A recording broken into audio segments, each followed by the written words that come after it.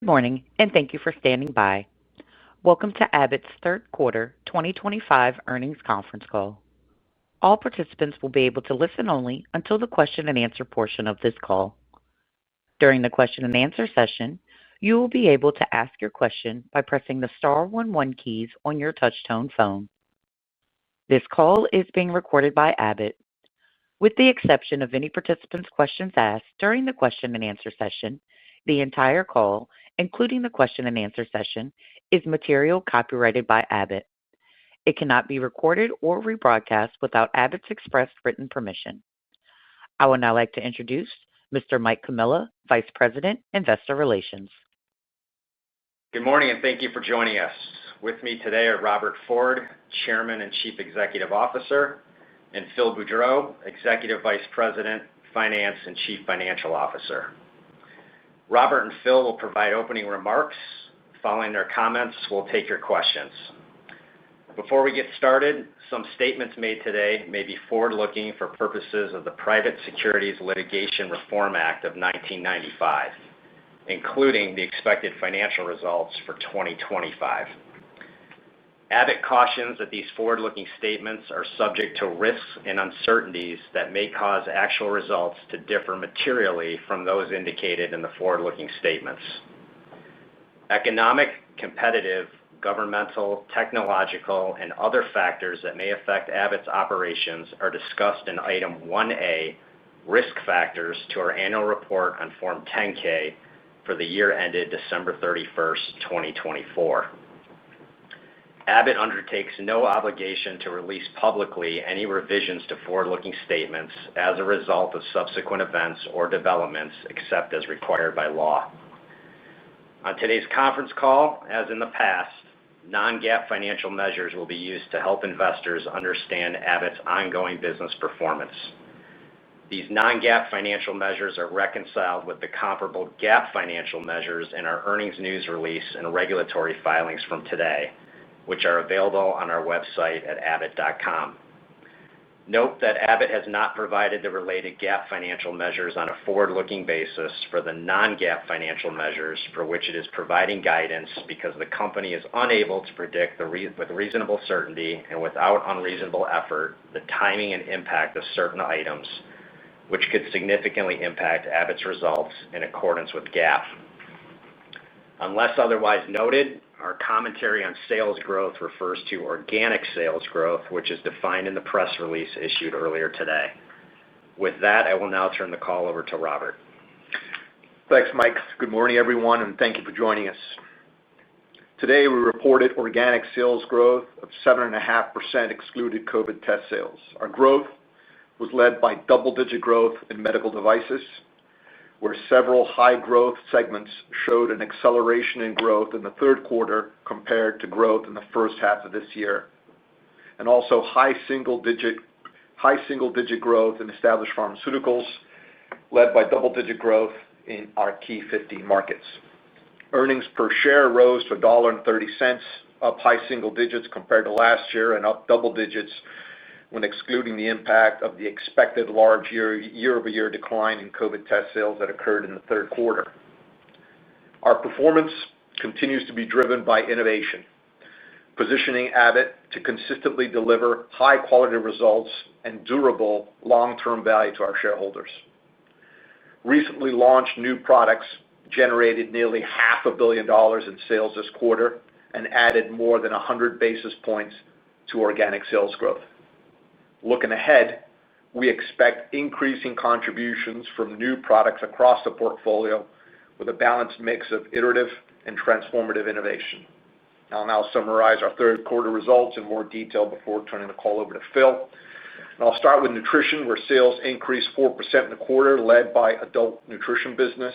Ensure remains the cornerstone of our adult nutrition portfolio, trusted by millions of consumers seeking to maintain or improve their health. Strong brand recognition, combined with favorable demographic and dietary trends, including an increased focus of protein intake and immune system health, continues to fuel our growth. Growth in adult nutrition was driven by 10% growth in international markets, where we continue to see strong demand for both Ensure and Glucerna. To support future growth, we continue to invest in these well-known brands to ensure they evolve along with changing consumer preferences. We recently launched a new version of Glucerna that contains only 1 gram of sugar, and later this month we'll launch a new version of Ensure that contains 42 grams of protein. Moving to diagnostics, where we saw modest sales growth in the quarter excluded COVID testing sales. As expected, challenging market conditions in China, impacting both price and volume, remain a headwind for our core lab diagnostic business. Excluding China, core lab diagnostics grew 7%, with markets such as the U.S. showing an acceleration in growth in the third quarter compared to the growth in the first half of this year. Our strong, consistent performance outside of China reflects durable underlying demand in markets around the world. And growth of 8% in point-of-care diagnostics was driven by growing adoption of 2 first-of-a-kind tests, our point-of-care concussion test and a high-sensitivity troponin test, which allows for earlier and more accurate detection of a heart attack. Turning to EPD, sales increased 7%, led by double-digit growth in our key 15 markets, highlighting broad-based demand and strong commercial execution. From a product portfolio perspective, several therapeutic areas delivered strong contributions, including gastroenterology, cardiometabolic, and pain management. These areas continue to benefit from favorable demographic trends and growing demand for high-quality, affordable medicines. We continue to make good progress as it pertains to our biosimilar strategy, a key growth pillar for EPD. And during the quarter, we advanced the regulatory approval process for several biosimilars and remain on track with our planned cadence of product and geographic launches that began this year. And I'll wrap up with medical devices, where sales grew 12.5%, driven by double-digit growth in diabetes care, in electrophysiology, in cardiac rhythm management, in heart failure, and in structural heart. In diabetes care, sales of continuous glucose monitors were $2 billion in the quarter and grew 17%. In electrophysiology, sales grew double digits in the U.S. and internationally. The launch of our new Volt PFA catheter in Europe continues to go very well and helped deliver double-digit growth in ablation catheters in international markets this quarter. Feedback from European physicians who have used Volt continues to be very positive, and we look forward to bringing Volt to the U.S. market next year. In structural heart, growth of 11% was led by share gains in TAVR and growing adoption of TriClip. During the quarter, we achieved important milestones in our structural heart business. In July, we received regulatory approval for TriClip in Japan. TriClip is the first and only minimally invasive treatment option available to patients in Japan to treat tricuspid regurgitation. And in August, we received CE mark for an expanded indication for our TAVR valve, Navitor, to treat people who are at low or intermediate risk for open heart surgery. This expanded indication was supported by data from our Vantage study, which was presented as a late breaker at the European Society of Cardiology Congress. In cardiac rhythm management, growth of 13% was led by strong uptake of our leadless pacemaker Aveir, which is expanding the market and capturing share in both the single and dual chamber pacing segments. Our vision for Aveir was to help change the standard of care for cardiac pacing, and that vision is now becoming a reality with our cardiac rhythm management business outperforming the market for 10 consecutive quarters and driving an acceleration in growth from high single digits last year to double digits this quarter. In heart failure, growth of 12% was driven by growth across our portfolio of ventricular assist devices and growth of CardioMEMS, our implantable sensor used for the early detection of heart failure. In vascular, growth of 5% was led by continued strong performance in our market-leading portfolio of vessel closure products and increasing contributions from Esprit, our below-the-knee resorbable stent. In August, we received CE mark for Esprit, and we look forward to offering this innovative technology to people outside the United States who suffer from peripheral artery disease. Lastly, in neuromodulation, growth of 7% was led by strong performance of our Eterna rechargeable spinal cord stimulation device in international markets, reflecting both continued uptake in existing markets and launches in new markets. So in summary, we delivered another very good quarter. Our pipeline has been highly productive and continues to fuel growth, and we remain on track to deliver high single-digit organic sales growth and double-digit EPS growth. I'll now turn over the call to Phil. Thanks, Robert. As Mike mentioned earlier, please note that all references to sales growth rates, unless otherwise noted, are on an organic basis. Turning to our third quarter results, sales increased 5.5% or 7.5% when excluding COVID testing-related sales. Adjusted earnings per share of $1.30 was in line with the consensus estimate. Foreign exchange had a favorable year-over-year impact of 1.4% on third quarter sales, which was less favorable than what we forecasted at the time of our earnings call in July. Regarding other aspects of the P&L, the adjusted gross margin profile was 55.8% of sales, which, as expected, reflects a decrease compared to the prior year due to the impact of tariffs. Adjusted R&D was 6.4% of sales, and adjusted SG&A was 26.4% of sales. Adjusted operating margin was 23% of sales, which reflects an increase of 40 basis points compared to the prior year. And based on current rates, we expect exchange to have a favorable impact of approximately 1.5% on our fourth quarter reported sales. With that, we'll now open the call for questions. Thank you. At this time, we will conduct the question-and-answer session. As a reminder, to ask a question, you will need to press star 11 on your telephone. You will then hear an automated message advising you that your hand is raised.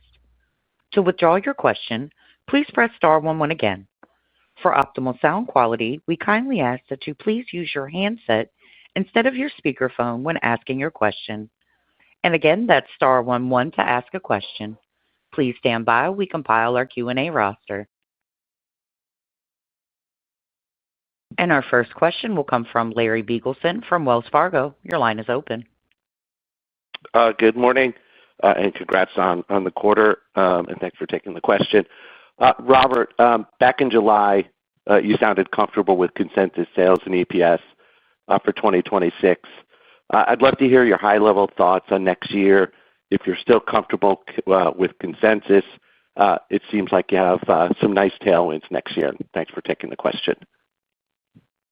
Yeah, Larry. Yeah, I'm very comfortable with consensus.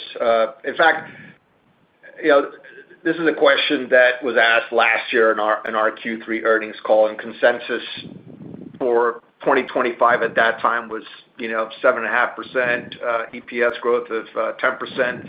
That's the same consensus estimates that we have today, and I was comfortable with delivering that type of growth at this time last year, and I'm comfortable again today forecasting to deliver that type of growth next year. These estimates that you referenced, they're pretty much in line with the results that we've delivered year to date. And we've delivered those results in a year where we faced, I'd say, larger than expected headwinds in diagnostics and an unexpected impact here from tariff. I think that's just a great example of the culture we have here at Abbott. So it's just no excuses, just adapt and deliver. And the portfolio that we have the ability to do that. But when I think about our ability to sustain this level of performance that we're seeing in 2025 into 2026, I really see it as kind of three key buckets of growth for us, Larry. First of all, there's underlying momentum in the current portfolio, whether it's in medtech, in established pharmaceuticals, and a large portion of our diagnostic business. And I expect that momentum to continue. We've got high growth products here, whether it's Aveir, TAVR, Libre, TriClip. I'm sure we'll talk about those. So that's one big driver of our growth sustaining into next year. Second one, I'd say, is new product launches. We've got a lot of new product launch cadence into next year, whether it's Volt in the U.S., TactiFlex Duo, our dual analyte sensor, the new Alinity N diagnostic system, biosimilars. I mean, these are all product launches here that will add to our sales and sales growth, and that will gain momentum over the course of the year. And then, as I said, also, we've got, I'd say, some easing of some of the headwinds that we had this year. Pretty significant headwind in diagnostic. We talked about that, I guess, in July. Over $1 billion of headwind, whether it's the VBP pricing dynamics in China this year or the decline in COVID testing. I think we'll start to see a full lapping of that next year. on a full year basis, but we'll start to see some of it, quite frankly, in Q4. So I feel very confident and comfortable with that type of top line growth. And if you look also why we're in this position, Larry, I mean, we made investments in 2020, 2021. These product launches that I'm highlighting here, those investments that we made. So we'll be able to deliver the high single-digit top-line growth, double-digit EPS growth, while at the same time, I'm going to remain unwavering here in the commitment to invest in the pipeline and drive growth organically. We'll have close to 200 clinical trials across all of our businesses, across a variety of different geographies next year. And within those, we're going to initiate some really important pivotal trials next year that we're funding for products that we expect are going to be significant contributors in the future, whether it's the mitral valve replacement clinical trial that will go into IDE, our balloon TAVR trial will go into IDE, a VAR conduction system pacing, a peripheral IVL IDE trial, a continuous lactate monitor sensor IDE trial. So we can maintain this top and bottom line growth while at the same time making the investments in the portfolio that we know we need to do. And then we've got a good track record here of expanding our gross margins and our op margins. We've got great gross margin improvement teams.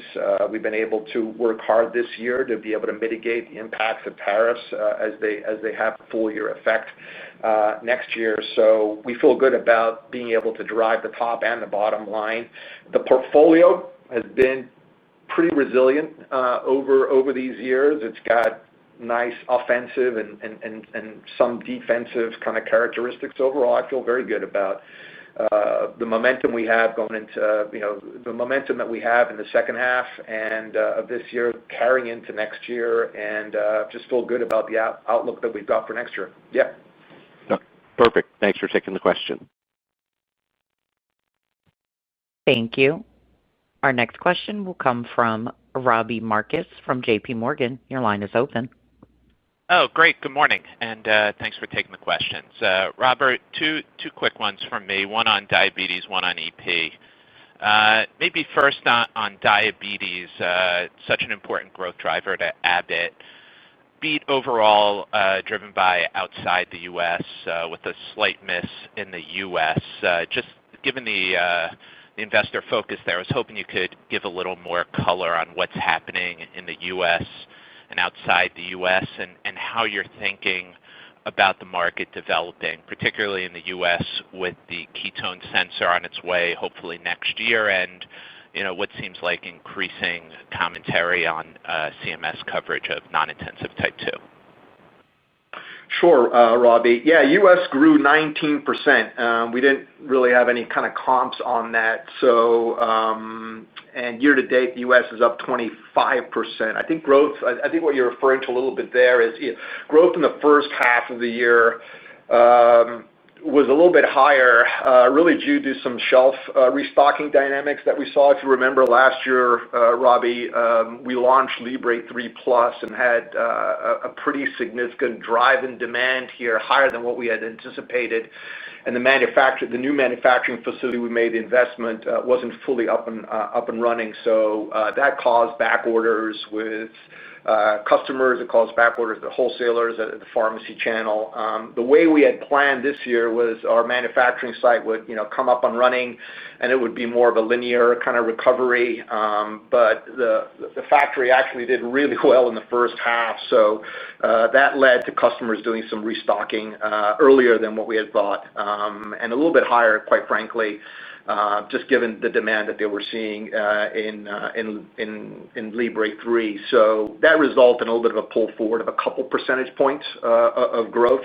So I think it's just a little bit of a timing dynamic. I think most importantly, we remain on track with the original U.S. full year growth assumption of over 20%. So demand is still very, very strong. And we're seeing that. To your question on, kind of next year, yeah, I expect to see another real strong year of growth in the U.S. With additional demand coming from the new sensor. the new dual analyte sensor. I think that's going to help drive increasing penetration in that intensive insulin user segment. So I'd say there's still room for penetration internationally, I would say, in that segment. In the U.S., there's still some room also, but I'd say that's going to really help us drive share gains, whether it's in the pumper segment or just in general intensive insulin user segments.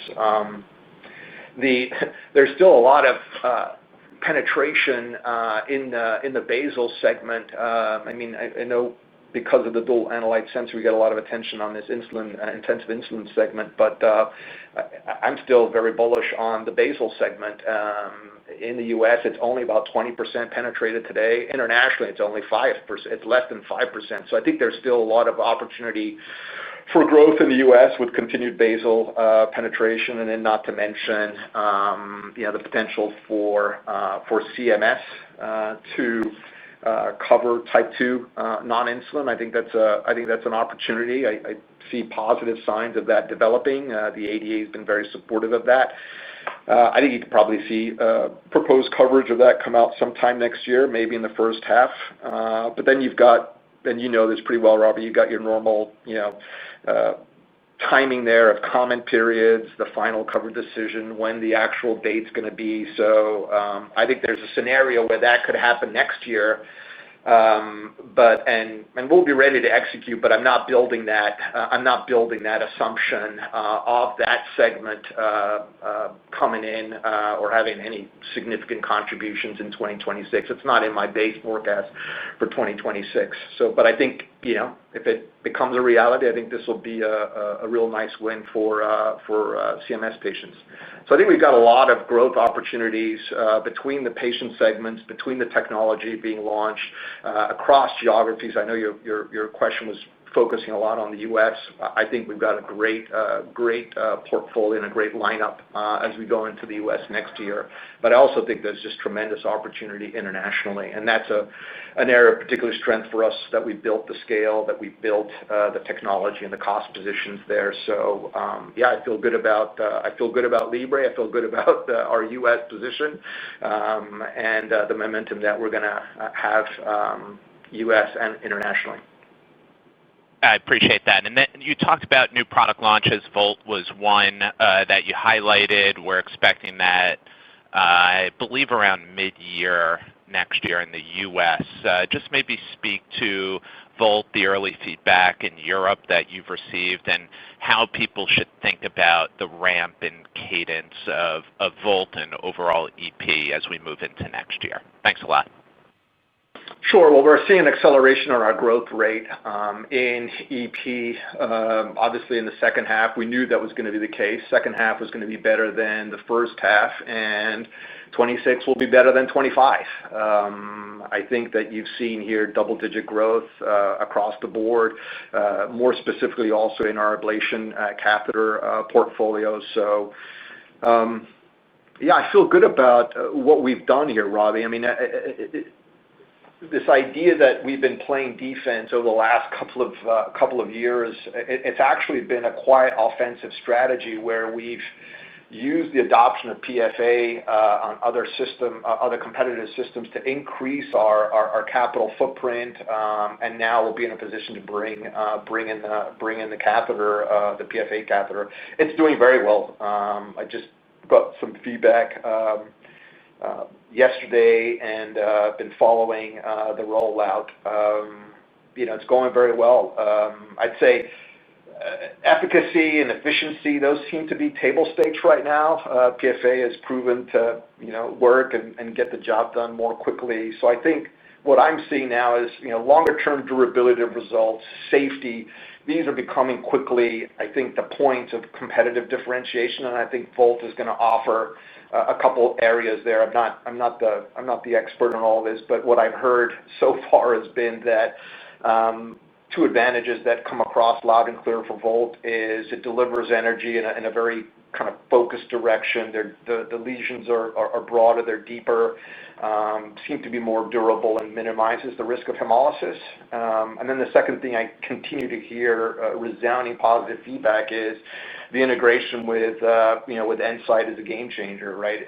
That real-time contact visualization that we always talked about. We thought that was going to be an important differentiation, and we're seeing that it reduces, because you've got that real time, we're seeing that it's reducing the amount of applications, and as a result of that, minimizing muscle contraction. And that minimization of muscle contraction allows us to then run these procedures with conscious sedation rather than exclusively with general anesthesia. I think that's a hugely important aspect if you look at what's going on with healthcare systems and the difficulties with general anesthesia and having that specialty ready to go at any given time.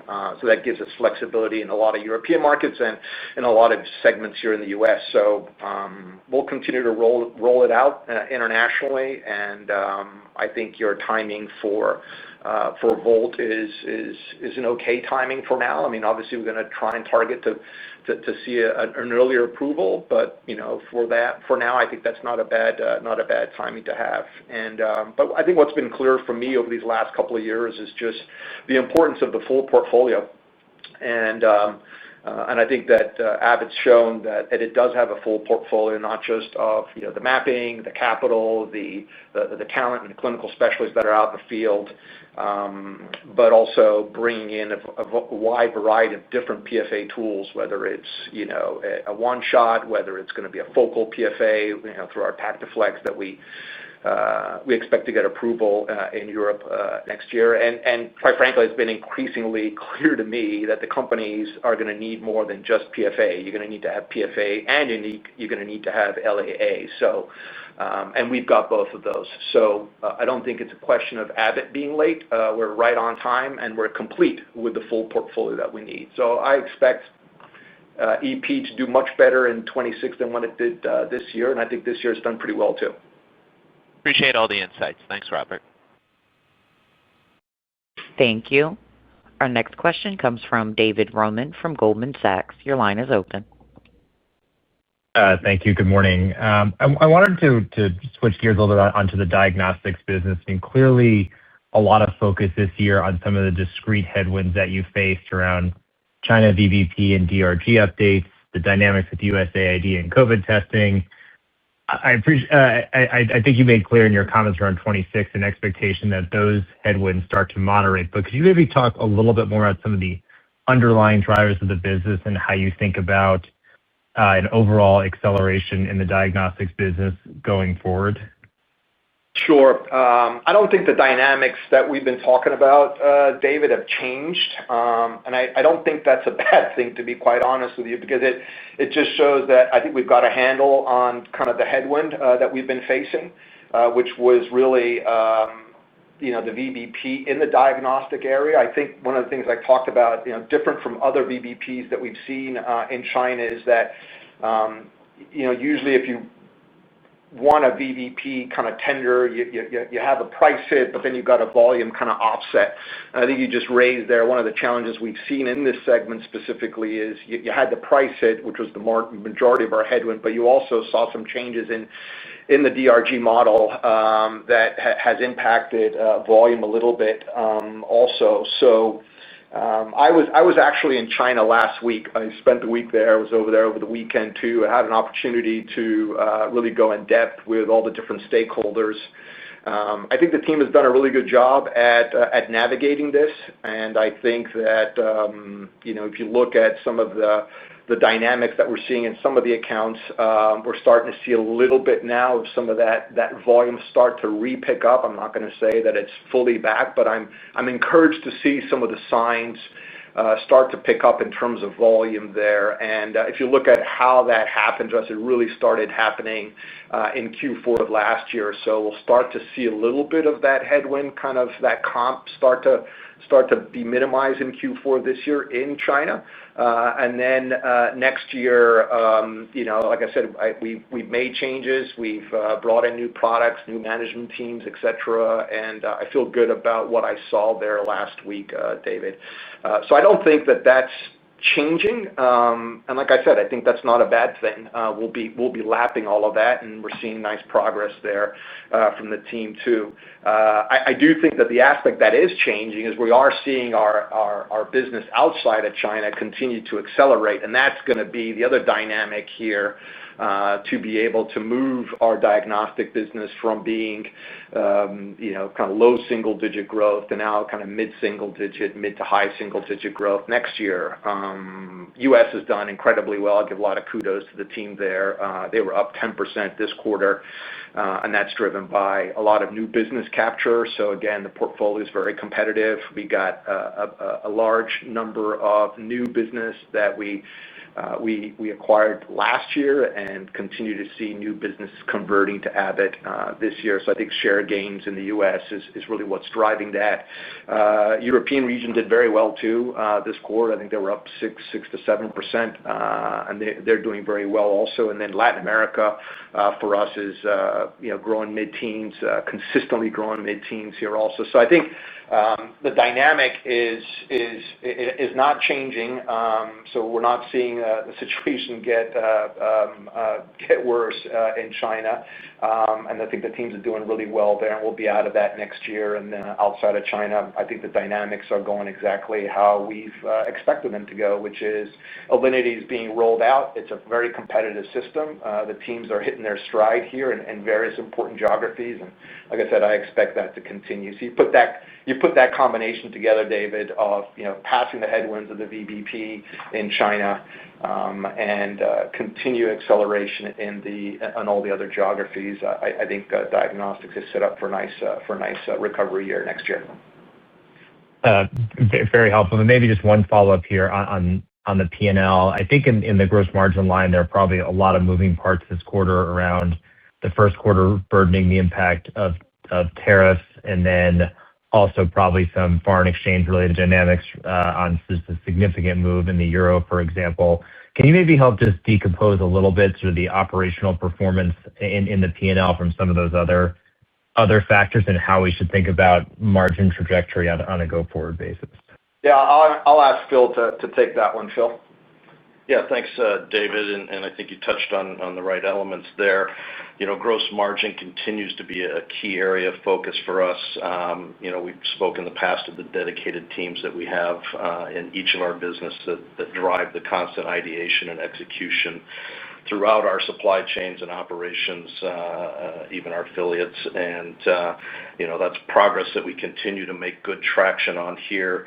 The step back that you referred to here in Q3 sequentially certainly reflects a normal pattern that we have more of our plant operational maintenance shutdowns that occur in the third quarter. And so that's a normal sort of phenomenon. Also, as you touched on, the first meaningful impact of tariffs that we're feeling in gross margin is in the third quarter there as well. I would say we've done a really nice job in terms of the team that I chartered to work on tariff mitigation. And so, we continue to make good progress there and implement ideation not only on how to improve that impact going forward, but also the teams generating ideas to pass over to the gross margin expansion teams. And so continue to feed that funnel. And I think we are kind of on track with year-to-date 60 basis points of gross margin expansion and comfortable that pattern will continue here and kind of maintain that sort of 57% outlook in the profile going forward.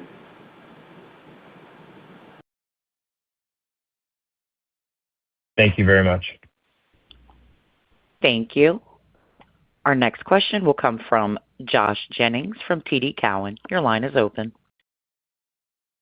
Hi, good morning. Thanks for taking the question. Wanted to circle back on the EP franchise and the outperformance in 3Q. Sorry to get a little bit granular, Robert, but was hoping you could just help us better understand the drivers of the double-digit ablation catheter growth, one, and then, sorry for a three-part question, but hopefully they'll be pretty easy to digest. Second is just, I think the consensus view is that Abbott's mapping franchise has been driving the double-digit growth this year to date.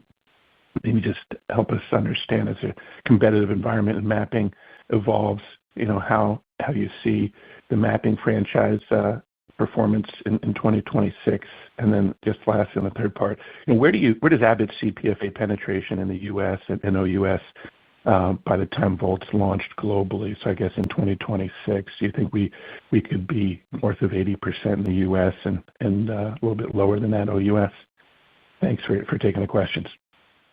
Sure. Let me see if I can kind of go through all of them here on this. I think your first question was just what's driving the ablation, the double-digit ablation growth. That's significantly driven by international, as you probably would have expected, Josh. So a big driver there has been that. But we've got good growth, good mapping growth in the United States still. So we still believe that the data shows that we're still market leader in mapping cases. Obviously, with other competitors launching their mapping systems, we've seen an uptake in their mapping, in the amount of cases that they're now mapping, tied to their own catheters.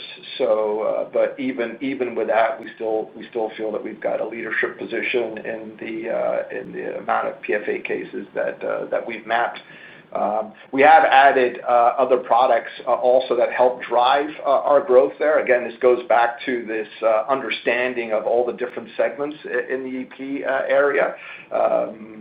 Yes, ablation catheters are important. They're a big segment of the market, and so are diagnostics. But we've got other parts of the portfolio also that are driving growth. We recently launched our 13 French Agilus sheath, which is viewed as one of the best introduced sheaths for not only our product but even for competitive systems also. So that helps also. We're launching ICE also, so that's also a driver. So I think, again, going back to my comment, you got to have a full portfolio here, and I think trying to pin it down to is it mapping, is it this? Yeah, I mean, obviously we're tracking all those different segments, Josh, but we kind of view it as looking at the amount of cases that we're doing and looking at it on a revenue per case, and our revenue per case is actually going up as we're introducing more and more new products to support those cases. So. And then I think your last question was about penetration of PFA. It seems like it is becoming the go-to energy source here. I think the numbers that you threw out there sound reasonable. If you think about 2026, you'll now have all four manufacturers with PFA ablation catheters, with mapping systems tied to PFA ablation catheters. So I think that number sounds reasonable to me. And then internationally, it's a little bit less, but we'll see. We'll see what will happen. I think that Volt could actually change that dynamic internationally, and maybe it can lead to a much higher penetration rate in international markets, specifically in Europe, that mimics the U.S. penetration. But that's not a bad assumption to have for now. Appreciate it. Thanks, Robert. Thank you. Our next question will come from Vijay Kumar from Evercore ISI. Your line is open. Hi, Robert. Good morning, and thank you for taking my question. I had one on maybe high level on China, right? I know there is, outside of VBP, I think some macro issues or challenging volumes, right? So when you look at overall China, inclusive of diagnostics and medtech and EPD franchise, can you just remind us, what China has done for you year to date? What was it last year? What is your view on normalized growth outlook for China? I think one of your peers just said that they expect a mid-teens organic growth outlook for China. I'm curious to hear your view on China. Yeah, sure.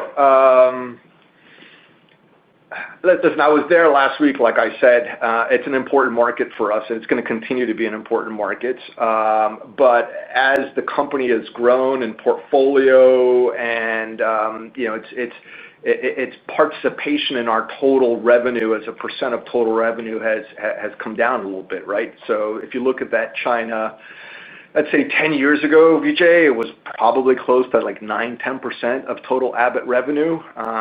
Today, it's less than 6%. But it doesn't mean that it's not an attractive area of the world for us to continue to invest in and drive to. If you look at our EPD and nutrition businesses, those two businesses have been up double digits year to date.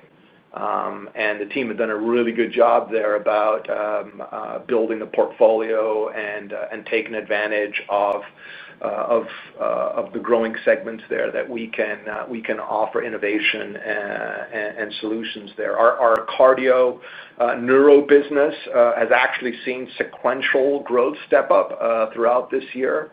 So I think if you take out, the real challenge for us has been obviously the diagnostic piece, and that was one of our larger businesses in China before the VBP. So Q3 decline was pretty much in line with what we saw in Q1 and Q2. So, but if you remove that, I'd say our growth rate in China is around 5 to 7%.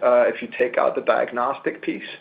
And I think that's probably not a bad place to be in. And as we expand the portfolio there, bring in new innovations, I think that's probably a good growth target that I look at for 2026. I don't know who you're referring to who's talking about mid-teens. If it's a company that doesn't have a lot of business, then you've got opportunities to grow your position. We've got a lot of business in China, and I think that a growth rate of mid-single digits, at least how we're planning for, is how we built how we're looking at our 2026, and quite frankly, as we look kind of going forward. So I'm placing a lot more emphasis on growth contributions from other geographies. I think we've got a lot more opportunities than over here. But again, like I said, it still remains an important market for us, and we're committed to it. That's helpful. And then maybe one quick one on Aveir. I think CRM is now your fastest growing product line within MedTech. And that's kind of crazy when you think about diabetes and all the other good things that's happening. Can you remind us on how big is this category, the dual chamber leadless pacemaker, and where are we from a penetration standpoint? What innings are we in? Yeah, I'm going to pick up on it's kind of crazy comment that you made. For us, it's actually taking a vision that we had, like I said in my opening comments, to change the standard of care here, make the investment that's been done, and I think now we're seeing the benefit. It's fundamentally changed the growth trajectory of our business. I'd say 5 years ago, our CRM business was flat business. Then it moved to a mid-single digit, high single digit, and then this quarter hitting double digits. It's pretty remarkable also, I would say, given the fact that this has historically been a low growth market.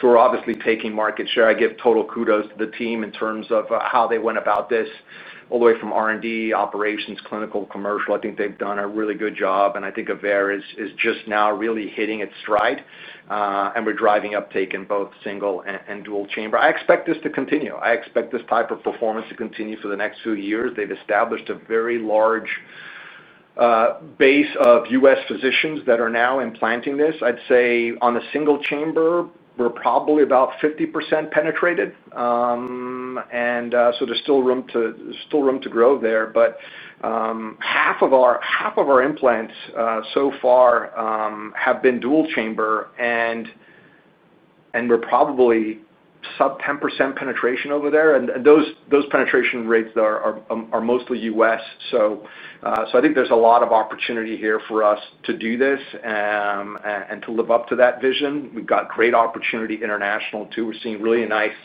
momentum in Europe and Japan, and I think the long-term aspiration here is to be able to convert a significant portion of this market. We estimate the low voltage pacing market to be around $4 billion. We want to convert a significant portion of that, and in doing so, become the market leader in this segment. So, and the team's done a really good job, and there's pipeline, there's innovation, there's clinical work, there's investment behind it. So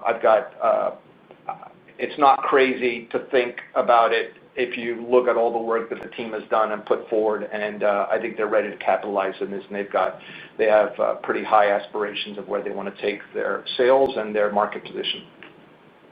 That's very helpful. Thank you. Thank you. Our next question will come from Danielle Antalffy from UBS. Your line is open.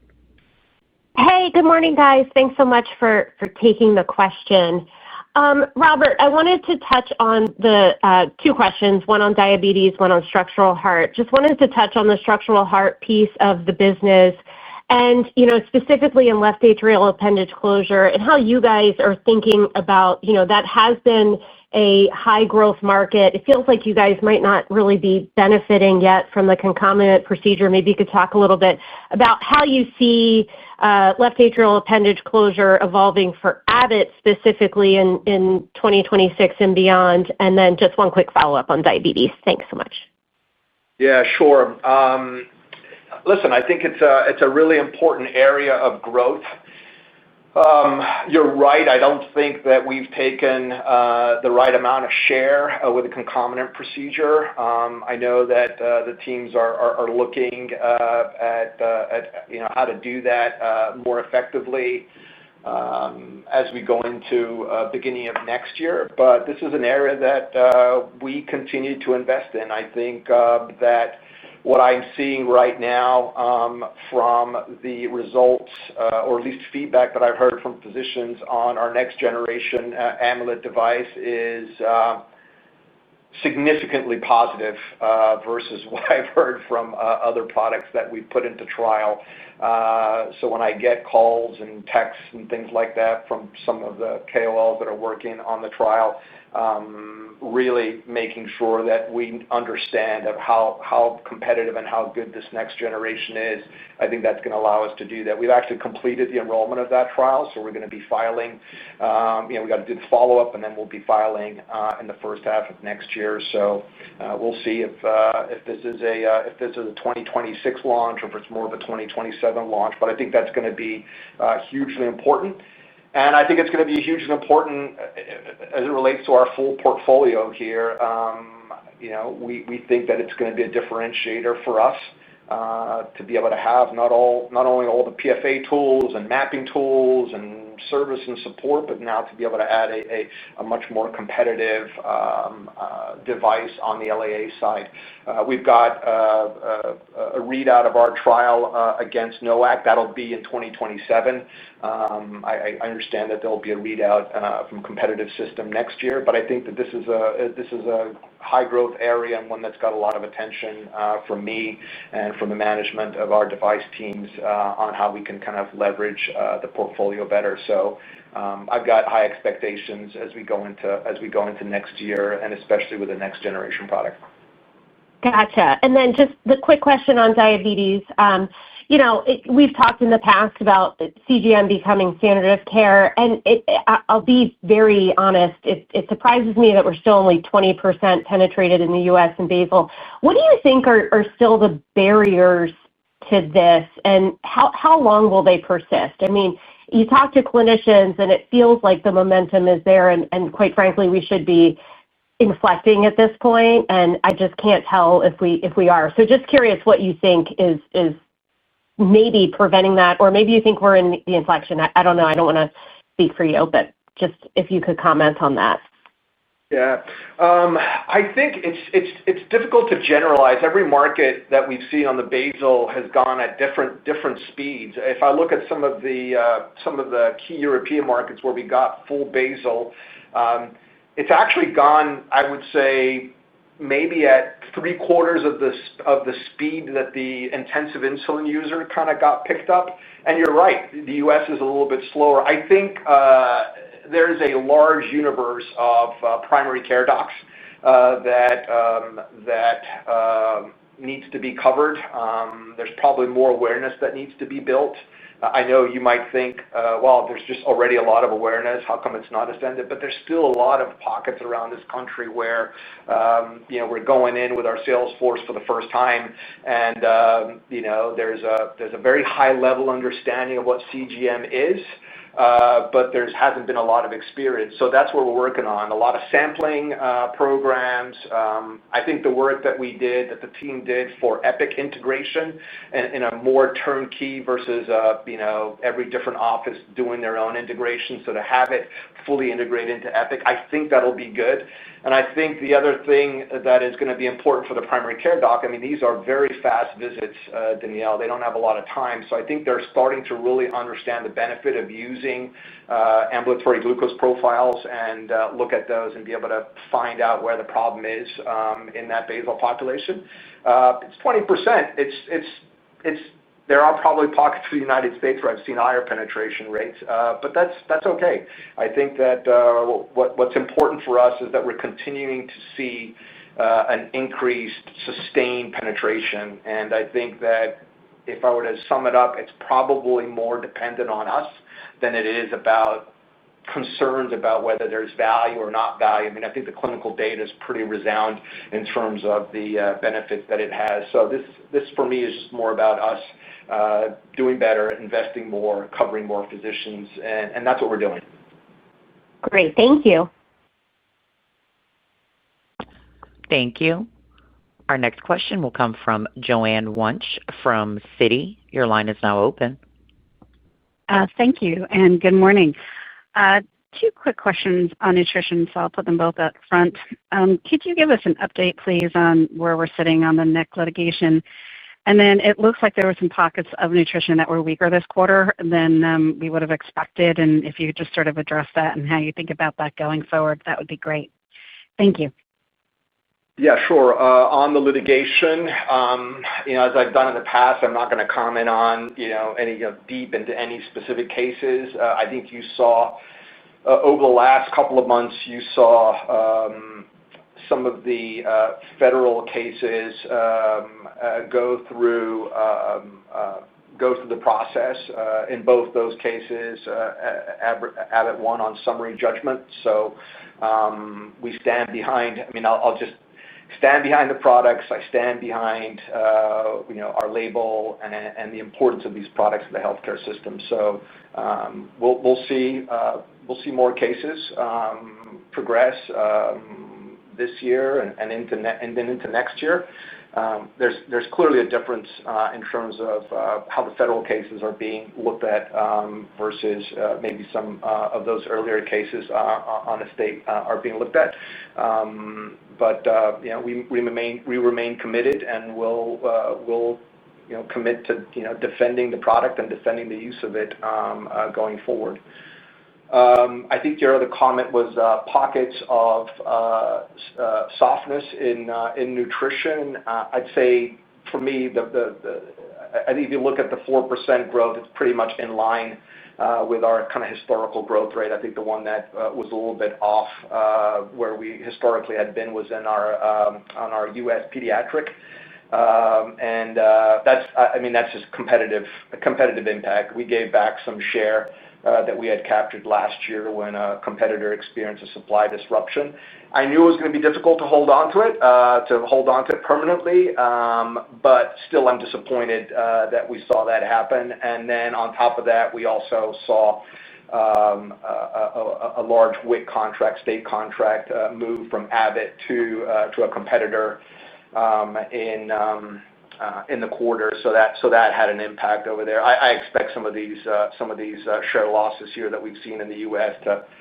to impact our growth rate here in the U.S. pediatric for the next couple of quarters. But what I'll say is we faced this during the supply disruption in 2022, and we got our share back. It takes a few quarters, but I'm very confident that the team will be able to do that. First, because we recently won 2 new WIC contracts. The combination of those 2 contracts actually are higher than the one that we lost, but those go into effect Q1 and Q2 of next year.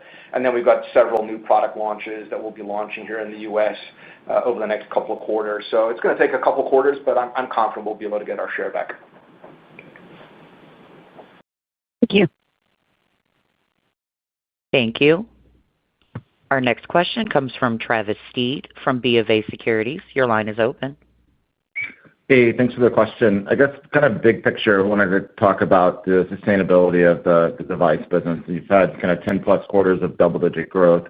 Just trying to think about the sustainability of that going forward when you think about the procedures and underlying procedure market growth and the pipeline that you guys have. I just want to think about your view there kind of longer term. Yeah, I mean, I think the way our device portfolio has evolved, if you look back 5-6 years ago, it was a high single-digit grower. And the combination, it was really, you had double-digit growth in diabetes and EP and structural heart, and then you had, say, it was about 40% of our revenue in vascular and CRM that was relatively flat. So the way we've done this, and I've talked about this also, is, okay, how do we ensure that the high growth areas continue to grow and accelerate? And that's what we're seeing in structural heart and EP and diabetes, even in heart failure.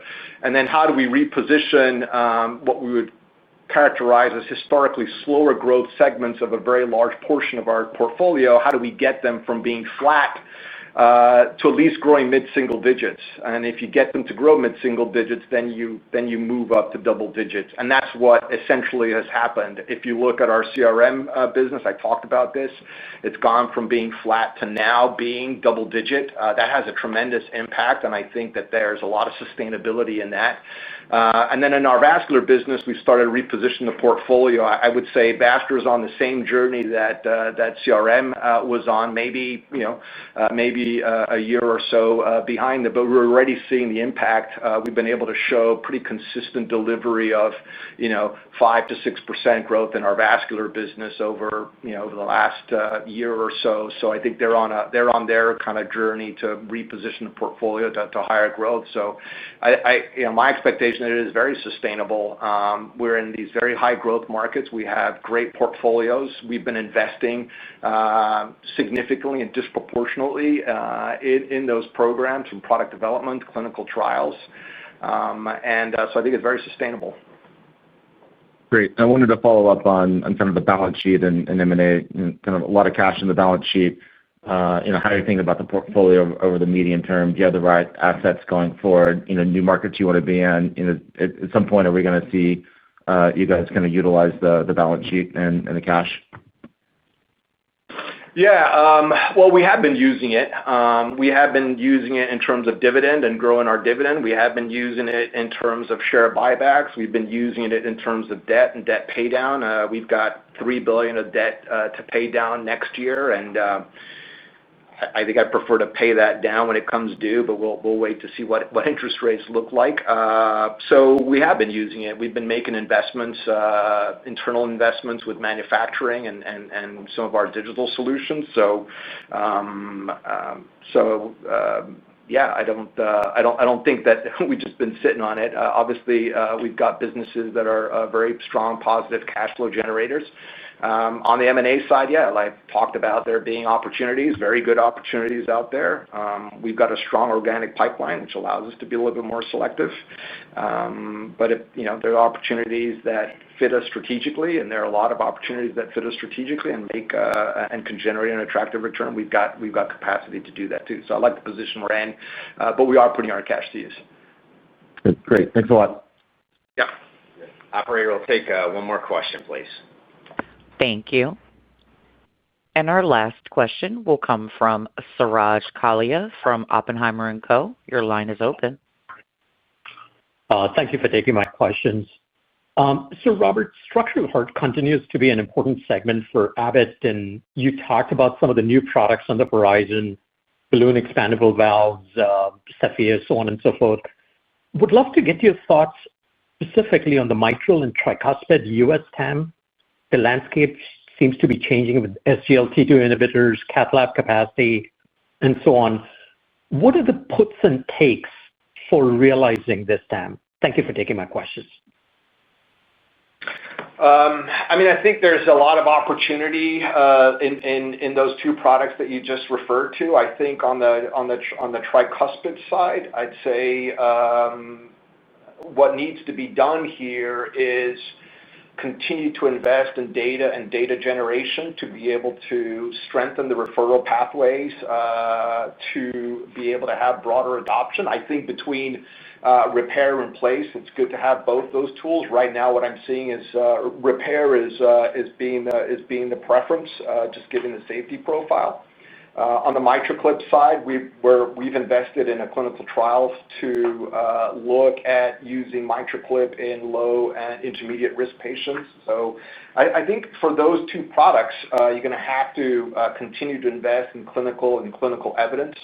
Obviously, you support that with your field-based teams, et cetera, but I think the real big drivers and continued drivers of that are going to be clinical evidence. But I take a step back here and maybe just look at how you started your question about structural heart. You went quickly into those two products, but this is an area that, in my view, if you want to be a cardiovascular med tech leader, you have to have a strong, robust, and differentiated portfolio and strong position in structural heart. If you look at the revenue across the players, last year I think we crossed over to number 2, so we have a number 2 position. And I don't think that's by accident. We've invested in that area. We've invested heavily in that area. We've got a portfolio of great products. You have MitraClip, TriClip, but you got Navitor, you got Amulet, and you've got several. If I look at over the next couple of years, there are multiple catalysts here to sustain and even accelerate this double-digit growth that we got, whether it's label expansions in Navitor, MitraClip. We launched our 5th generation MitraClip and TriClip product. That's important. We've seen guideline changes happen. You saw some of that guideline change happen in the European conference about a month ago. Expanding the product and the technologies to other markets. I think the launch of TriClip in Japan is going to be a real important move for us. We've done some bolt-on M&A in this space also.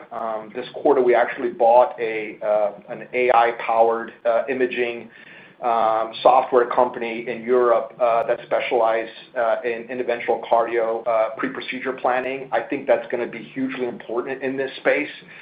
So we've added to that and integrating that team into our programs. And then the pipeline, like you said, whether it's balloon TAVR, Amulet 360, our next generation Amulet, and our mitral replacement valve. I think those are all. I've actually been pretty close. I've been closer to the mitral replacement program recently, and the feedback that I've heard from this product is just spectacular. And I think it's got the potential to live up to the expectations that we all had back in 2015 when all of us, made significant investments in buying early assets and with the belief that mitral could be as big as TAVR. I think that this is the product that's going to, it's got the potential to fulfill that promise. So I put all that together. I think that we're in a tremendously competitive position in structural heart. Portfolio is very complete, and we're going to continue to invest in it and be a leader here. So I feel good about that part of our medtech portfolio and be able to kind of sustain that double-digit growth going forward. So, well, I realize we've hit our time here. Let me just make some closing remarks. Delivered another very good quarter. Year to date, we've delivered 7.5% organic growth, 10% EPS, shown that we can expand our op margin profile. We've expanded that by 100 basis points.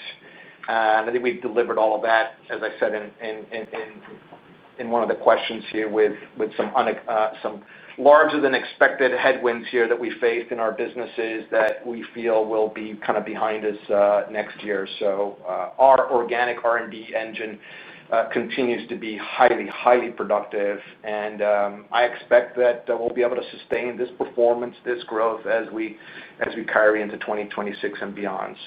With that, I'll wrap it up, and thank you for joining us today. Thank you, operator, and thank you all for your questions. This now concludes Abbott's conference call. A webcast replay of this call will be available after 11 a.m. Central Time today on Abbott's Investor Relations website at abbottinvestor.com. Thank you for joining us today. Thank you. This concludes today's conference call. Thank you for participating. You may now disconnect. Everyone, have a wonderful day.